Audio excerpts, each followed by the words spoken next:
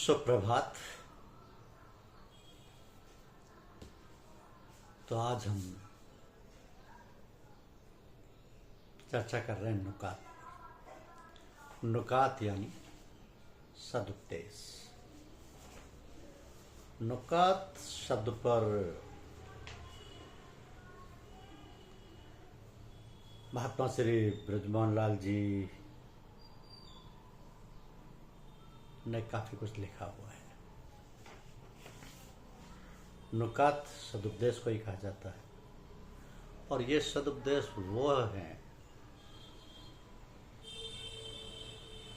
वो मूल मंत्र हैं जो प्रत्येक सत्संगी के लिए साधना के पथ पर बढ़ने के लिए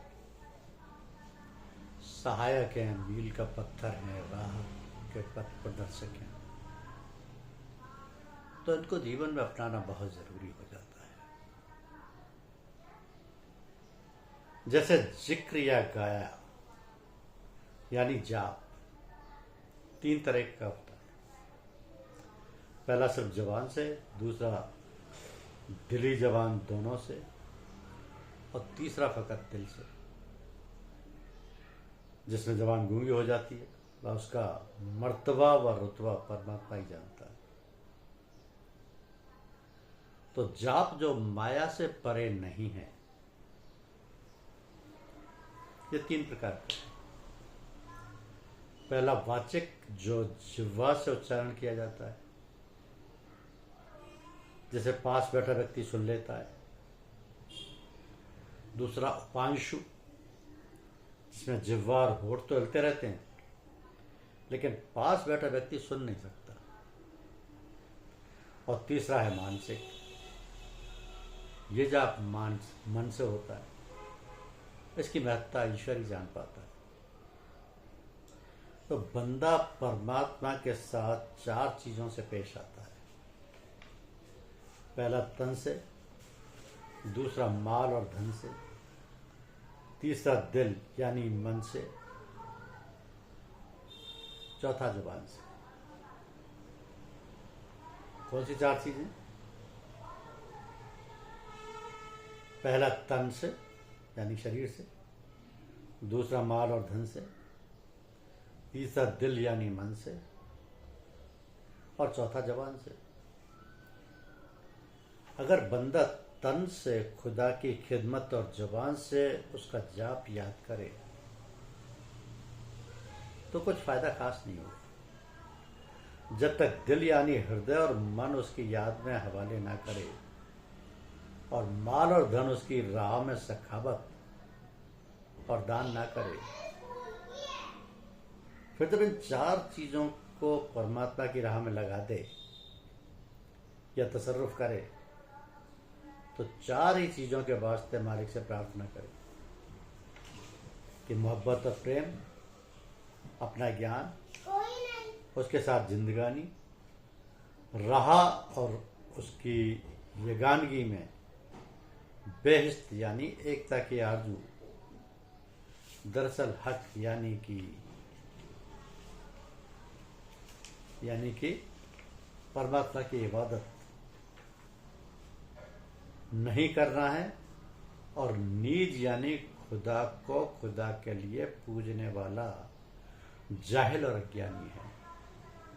इसलिए कि वो बंदे की इबादत का भूखा नहीं है, वो कतई बेनियाज है। पास जो परमात्मा के लिए पूजने वाला अपने आप को उसके यानी मालिक के काम में समझता है, दरअसल वो उसका काम नहीं करता है बल्कि अपने नफस और मन के भावों के काम में।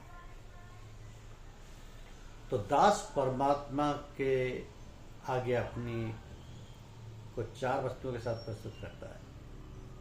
पहला तन से, दूसरा धन संपत्ति से, तीसरा मन से और चौथी जिह्वा से।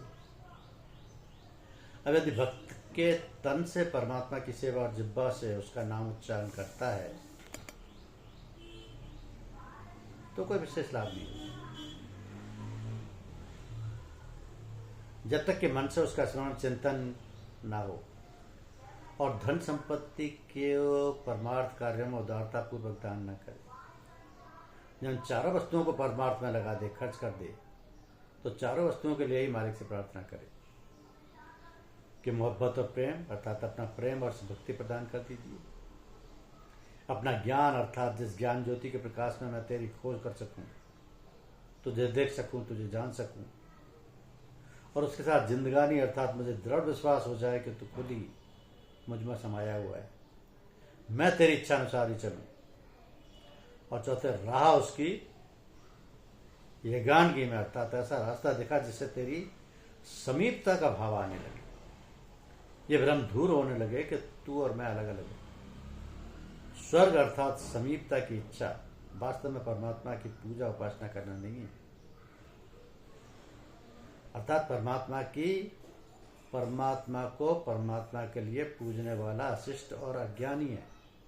कारण कि परमात्मा उस दास की पूजा उपासना का भूखा तो है नहीं, वो नितांत निष्प्रिय है। जबकि परमात्मा को पूजने वाला अपने आप को मालिक के काम में समझता है, लेकिन वह वास्तव में परमात्मा का काम नहीं कर रहा, अब तो अपनी इंद्रिय जन वासना पूर्ति और मन के इच्छानुकूल कार्य में लग रहा है। तो परमात्मा को ज्यादा याद करने वाला उससे ज्यादा दूर होता है, यानी जिसने उसको पहचाना गूंगा हो गया और जिसने उसको देखा अंधा हो गया। क्या माने कि परमात्मा का अधिक स्मरण करने वाला उससे अधिक दूर है। याद अपने से अलग दूसरी वस्तु की जाती है, अब तो यहाँ द्वैत भाव आ गया, अर्थात जिसने उसकी पहचान कर ली वह अपने आप में मौन हो गया, और जिसने उसे देख लिया वह अंधा अर्थात उसी में अपने आप को खो बैठा।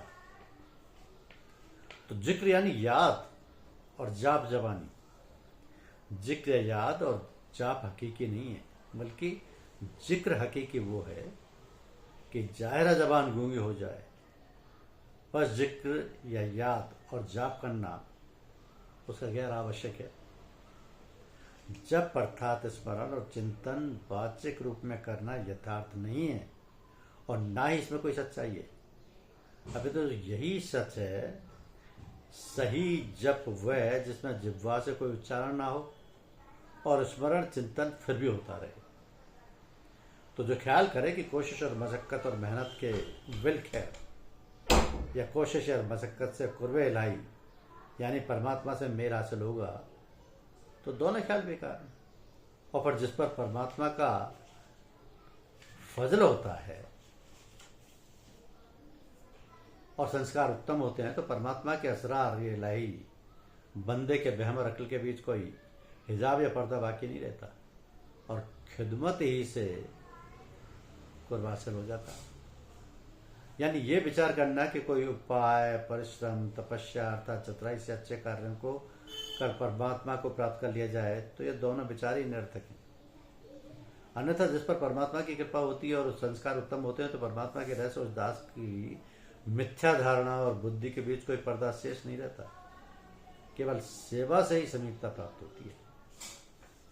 तो दिल तीन किस्म का होता है, फानी और हर फिक्र का कयामगाह है, यानी फकीर की जगह है। तालिब नियामत और तबनगरी यानी मालदारी की कयामगाह है। बाकी जो सिर्फ परमात्मा ही का ही कयामगाह है, मतलब नाशवान और मनन चिंतन का स्थान अर्थात संत की आंतरिक स्थिति में पहुंच जाए, ये पहली स्थिति। दूसरी, जिसमें अनन्य शक्तियां प्राप्त करने की इच्छाएं और धन संपत्ति का स्थान बना हो। और तीसरे, जिसमें से परमात्मा के लिए स्थान है। तो जान की गिजा यानी जिक्र इलाही परमात्मा की याद है। शरीर उसकी तारीफ और गुण गाता है और लिबास उससे शर्म करता है। शर्म उसे कहते हैं कि जो गुनाह या पाप तुझसे हो गए हैं उसकी सजा का खौफ हर वक्त करता रहे। तो जीवन का आहार परमात्मा का स्मरण है। शरीर उसकी प्रशंसा एवं गुण गाता है, और पहनावा शरीर से होने वाले कर्म उससे शर्म करते हैं। पाप दोष तुझसे बन गए हों तो उसके दंड का भय हर समय करता रहे, ये शर्म। क्योंकि बीमार दिल की चार निशानियां हैं: इबादत और भजन में मजा न आना, परमात्मा का खौफ न करना, दुनिया की चीज़ों और हालातों और बातों से सबक न हासिल करना, और चौथे इल्म व ज्ञान की बातें सुनकर उन पर अमल न करना। तो ये जो 4 लक्षण हैं, भजन उपासना में आनंद नहीं मिले, परमात्मा के न्याय का भय नहीं हो, बदलने वाली सांसारिक वस्तुओं परिस्थितियों या बातों से शिक्षा ग्रहण नहीं की जाए, और शास्त्रों व ज्ञान की बातें सुनकर उन पर आचरण नहीं किया जाए, ये चारों बीमार दिल की निशानियां हैं। और 3 काम सख्त कठिन है। मुफलसी में सखावत या दान करना, खिलवत में परहेजगिरी, और खौफ में सच्चाई। यानी निर्धनावस्था में उदारता पूर्वक दान करना, एकांत में संयम पूर्वक रहना, और किसी भी प्रकार के भय के समय सत्यानुसरण पर दृढ़ रहना, ये तीनों बहुत कठिन काम है। दुनिया में अजीज होने के वास्ते 3 बातों से दूर रहने की जरूरत है। खल्क से हाजत तलब करना, दूसरों को भला बुरा कहना, और दूसरों से गीबत करना यानी पीठ पीछे कहना सुनना, और किसी के मेहमान के साथ जाना। ये तीनों चीजें क्या है कि जनता से अर्थात ईश्वर को छोड़ दूसरों से अपनी इच्छाओं आवश्यकताओं की मांग करना, दूसरों को स्वयं के हित में भला बुरा कहना और उनकी पीठ पीछे आलोचना करना, और तीसरे किसी के अतिथि के साथ अनावश्यक रूप से अथवा उसके बिना कहीं चले जाना। इन तीनों बातों से दूर रहने की आवश्यकता है। इंसान में 6 तरीके की खराबी आ सकती है। नेक अमल में कोताही करना, शैतानी यानी बहकाने वाली रीतों को या बातों को इताअत और पैरवी करना, मौत के नजदीक न जानना, मौत को नजदीक से न जानना और भूल सा जाना। चौथे, परमात्मा की रजामंदी तर्क करके यानी उसकी इच्छा अनुसार न कर रहकर मखलूक की रजामंदी इख्तियार करना। 5वें, ख्वाहिश नफ्स की वजह से यानी काम और वासना की वजह से अपना रूप और देही तर्क रखना। और 6वां, बुजुर्गों, महात्माओं और अकाबिर की जाहिरा गलतियों को अपने लिए सनद मानना और उनके फजाइल और बढ़ाई पर नजर न डालना, और अपनी अज्ञानता और जहालत और गलती से उन पर इल्जाम लगाना। ये 6 चीजों से किसी भी इंसान में खराबी आ जाती है। 6 की 6 चीजें यानी शुभ कर्मों को अपनाने में आलस्य करना, जो पाप कर्मों की ओर ले जाएं, ऐसी बहकाने भटकाने वाली कोई या बातों को मानना और अनुसरण करना, मृत्यु को अपने पास न जानना, एक प्रकार से भुला देना, परमात्मा की इच्छा का त्याग अर्थात उसकी इच्छा अनुसार न रहकर उसके उत्पन्न किए अन्य प्राणियों की इच्छाओं का प्रभुत्व स्वीकार करना, इंद्रिय जन काम वासना के कारण अपने नित्य स्वरूप आत्मा का हनन और इसके देह रूपी मंदिर को निकृष्ट कार्यों में लिप्त कर इसका नाश करना, और 6वें, पुण्यात्मा, महात्मा और श्रेष्ठ व्यक्तियों को प्रत्यक्ष में दिखने वाली भूल चूकों को स्वयं के हित में उदाहरण प्रमाण मानना और उनकी कृपालुता दयालुता पर कोई दृष्टि न डालना तथा अपनी अज्ञानता एवं उद्दंडता एवं मिथ्या आचरण द्वारा उन पर दोष लगाना। कि 6 के 6 किसी भी इंसान को खराब कर सकते हैं। अक्लमंद वो आदमी होता है जो 2 खैर और जो 2 शर में तमीज कर सके, यानी 2 खैरों में से बेहतर खैर और 2 शर में से बेहतर शर को मालूम कर सके। तो ये 2 शुभ यानी भलाई और 2 अशुभ यानी बुराई में विवेक परख करने की योग्यता रखता हो, अर्थात जो 2 शुभ कार्यों में से अधिक अच्छा कार्य और 2 अशुभ कार्यों में से अधिक अशुभ कार्य को ज्ञात कर सके। जो शख्स परमात्मा के साथ दिल साफ रखे वो सूफी कहलाता है।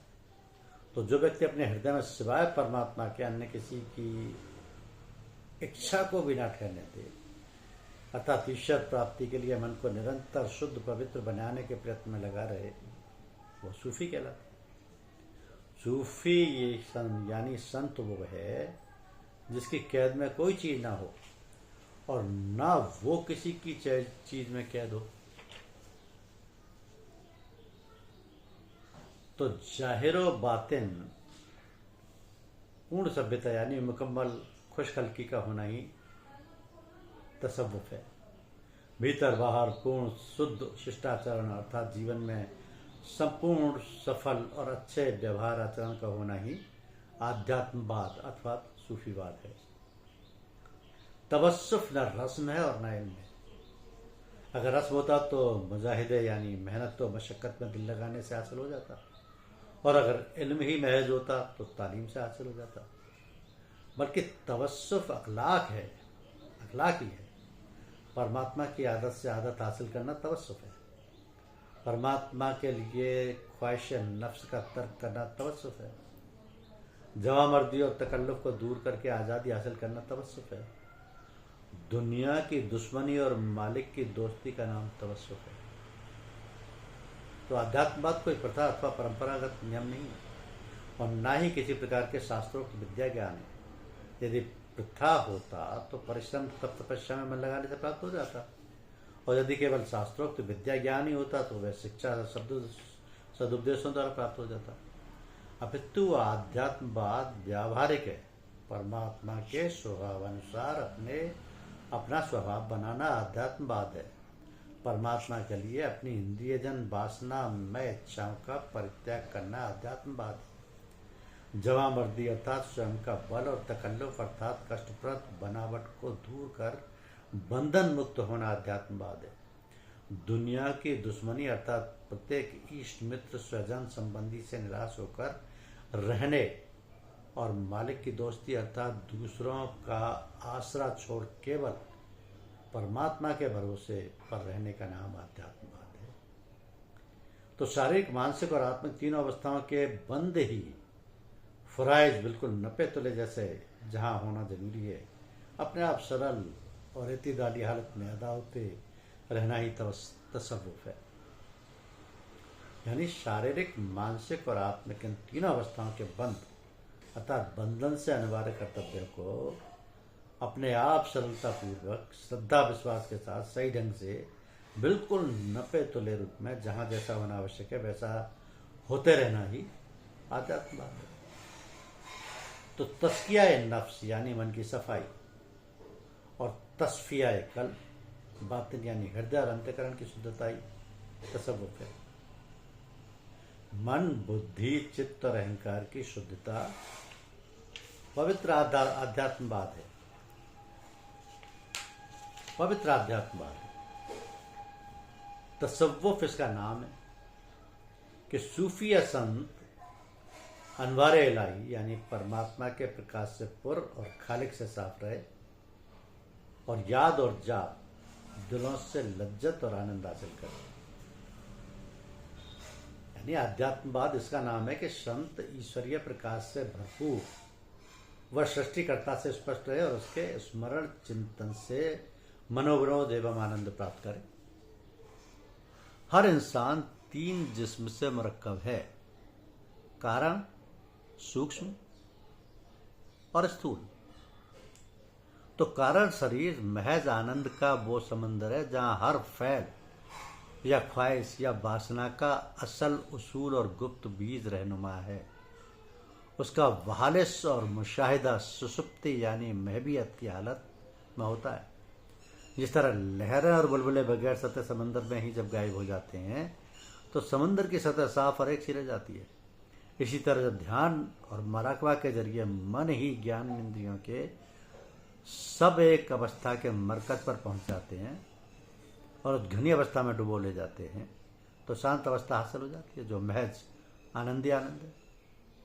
तो इस मुकाम या इस अवस्था या शरीर को इसलिए आनंदमय कोश कहा गया है कि आनंदीय शांत समंदर में जो लहरें उठती हैं वही वासनाएं कहलाती हैं, और चूंकि वासनाएं महज उसी आनंद की ही कल्पित फुरनाएं हैं इसलिए वासनाओं को महज वासना ही नहीं कह सकते बल्कि उनको आनंद का ही दूसरा उतरा हुआ कल्पित रूप मानते हुए वासना आनंद कह सकते हैं। अला हाजिल कयास, जब वही आनंद वासना आनंद से गुजर कर फैल और विषय रूप में मुतहरिक जाहिर हुआ तो उसी को विषय आनंद कहा गया। तो वासना मन बुद्धि चित्त अहंकार वगैरह से मुरकब होने से मनोमय कोश और विज्ञान में कोश मिलाकर सूक्ष्म शरीर यानी जिसमें लतीफ बनाता है। इसी तरह बतदरीज स्थूल शरीर अन्नमय कोश व प्राणमय कोश से ताल्लुक रखता है। गरज ये कि वासना और विषय जो सूक्ष्म और स्थूल शरीर संबंधी बातें हैं, महज कारण शरीर के आनंद ही आनंद के दो रूप हैं। सूक्ष्म और फिर स्थूल की हालत में जाहिर होते हैं, लेकिन चूंकि है आनंदी की चेष्टा, इसलिए इन दोनों मुख्तलिफ नाम और रूप के साथ उनकी असलियत खोलने के लिए वासना आनंद और विषय आनंद कायम कर लेना जरा ख्याल करने से समझ में साफ आ जाता है कि हर वासना या ख्याल ख्वाहिश के साथ साथ कोई ना कोई मुराद, खुशी और आनंद हासिल होने की जरूरी पहले से लगी रहती है।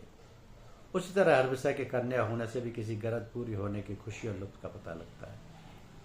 तो बस जब इस जिसमें इंसानी का मदराल सिर्फ आनंद ही आनंद है और इसी आनंद के ही है, तो इंसान योग रीत और ज्ञान ध्यान से वासना आनंद और विषयानंद के दो फर्जी गैर मोतबर और मशनदी और रूप वासना विषय भुला दे, तो महज वासना आनंद और विषयानंद में से वासना और विषय दब जाने और गायब हो जाने से सिर्फ हर दो हालातों में आनंद ही आनंद बाकी रह जाता है।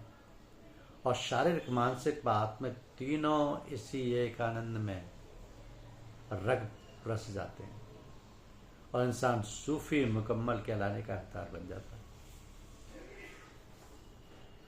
तो प्रत्येक जीवात्मा तीन प्रकार के शरीर से ढका हुआ है, कारण शरीर, सूक्ष्म शरीर और स्थूल शरीर। और ये तीनों ही कारण शरीर केवल आनंद का भी समुद्र है, जिसके गर्भ में समस्त क्रियाएं, इच्छाएं अथवा वासनाएं उठती हैं, जिनके गुप्त बीज मूल रूप में विद्यमान है। इनको महवियत अर्थात पूर्ण ध्यान अवस्था में पहुंचकर जाना और देखा जा सकता है। तो जिस प्रकार लहरें और बुलबुले इत्यादि समुद्र की सतह में जब लुप्त हो जाते हैं तो समुद्र की सतह स्वच्छ और निर्मल एक सी सपाट रह जाती है। इस प्रकार जब ध्यान द्वारा मन, इंद्रिय इत्यादि एक अवस्था के केंद्र पर पहुंचकर उस घनीभूत अवस्था में डूब ले जाती है तो शांत अवस्था प्राप्त हो जाती है। तो हर चीजों को हासिल करने से नतीजा नेक ही होगा। मौत के वक्त दुनिया के छोड़ने का अफसोस नहीं होगा। फिक्र को छुपाए रखने से, सब्र व तवक्कुल व किनायत और बेलूसी इख्तियार करने से, ख्वाहिश नफसानी तर्क करने से, दुनिया में अपना घर कब्र से जायद खाली कर रखने से, यानी चार वस्तुएं प्राप्त करने पर परिणाम उत्तम निकलता है। ये क्या है चार? कि मृत्यु के समय संसार को छोड़ने का दुख पछतावा नहीं होना, आध्यात्मिक उन्नति में पहुंच का स्थान ब्रह्म विचार यानी गुप्त रखना, धैर्य ईश्वर पर भरोसा, संतोष और ग्रामता विषय सामर्थ्य प्राप्त करने से, और इंद्रिय जन इच्छाओं वासनाओं को त्याग करने से, संसार में अपना घर कब्र वह गड्ढा जिसमें सब गाड़ा जाए से अधिक रिक्त कर रखने से। मौत करने वाला वो होता है जो शक में है, मृत्यु का ग्रास में बनता है जो भ्रांति में। तो इंसान को उस वक्त तक कमाल हासिल नहीं होता जब तक दुश्मन उससे बेखौफ ना हो जाए। परमात्मा पर तवक्कुल करना यही है कि उनके कामों पर राजी रहे। परमात्मा पर भरोसा करना यही है कि उसके कामों पर राजी रहे, अर्थात वो जिस प्रकार रखता है उसी की इच्छा जानकर हमेशा हर हाल में प्रसन्न रहे। हर हाल में प्रसन्न रहना चाहिए। हरगिज मुरीद सादिक नहीं होता जब तक परमात्मा से ज्यादा गुरु या पीर का फरमाबरदार ना हो। शिष्य कदापि सच्चा नहीं होता जब तक परमात्मा से अधिक अपने गुरु अथवा श्रेष्ठ पुरुष का आज्ञाकारी वन अधीनता स्वीकार नहीं कर सकता। ये करना ही चाहिए, यही करना चाहिए। अगर एक बार भी अपने मौला को बुलाया हो या रंजीदा किया हो तो चाहिए कि बाकी उम्र उसकी मौजरत मांगता रहे, क्योंकि अगर वो माफ़ भी कर दे तो दागे हजरत दिल से नहीं मिट सकता कि हाय इस गुनहगार ने ऐसे दयालु और कृपालु परमात्मा को नाखुश और रंजीदा किया। यदि एक बार भी अपने प्रियतम का बुलाया हो अथवा प्रसन्न किया हो तो चाहिए कि शेष आयु उससे क्षमा प्रार्थना करता रहे, इसलिए कि यदि वो क्षमा भी कर दे तो हृदय से पश्चाताप समाप्त नहीं होती या टीस समाप्त नहीं होती। क्या इस पापी ने ऐसे दयालु और कृपालु परमात्मा को रुष्ट और अप्रसन्न किया तो हर हाल में मालिक पर भरोसा रखने को तवक्कुल कहते हैं। तअज्जुब इस पर नहीं है जो बला और मुसीबत पर सब्र करे, अगर तअज्जुब उस पर है जो बला और मुसीबत पर राजी हो। यानी आश्चर्य उस पर नहीं जो व्याधि एवं विपत्ति आने पर धैर्य रखे, किंतु उस पर जो व्याधि एवं विपत्ति आने पर प्रसन्न रहे। जब सदगुरु जो कि किस्मत से मिल जाए तो मुर्दा बदस्ते इस्तिफाल की तरह अपने आप को उनके हवाले कर। मुर्दा बदस्ते इस्तिफाल जैसे शब अपना खिलौना बच्चे के हाथ पड़ जाए, उसी प्रकार अपने आप को सदगुरु के हाथों में सौंपते। हक दोस्ती और मोहब्बत का यह है कि जिन बातों के करने से उसने मना किया है उनको छोड़ दे, तुरंत छोड़ दे। खल्क से अलहदा रहकर इबादत करना मुर्दों का काम है। जिंदा वो है जो दुनिया में रहकर परमात्मा को हर वक्त हर सांस हर हालत में याद रखते हैं। घर संसार से अलग रहकर कर्तव्य कर्म से दूर भागकर साधना उपासना करना मुर्दों का काम है। जिंदा वे हैं जो घर संसार में रहते हुए विपरीत परिस्थितियों में संघर्षरत रहकर भी कर्तव्य कर्म को पूर्ण सच्चाई के साथ निभाते हुए प्रत्येक समय प्रत्येक परिस्थिति में प्रत्येक श्वास के साथ परमात्मा का स्मरण चिंतन करते हैं। यही है सदुद्देश्य। धन्यवाद, शुक्रिया।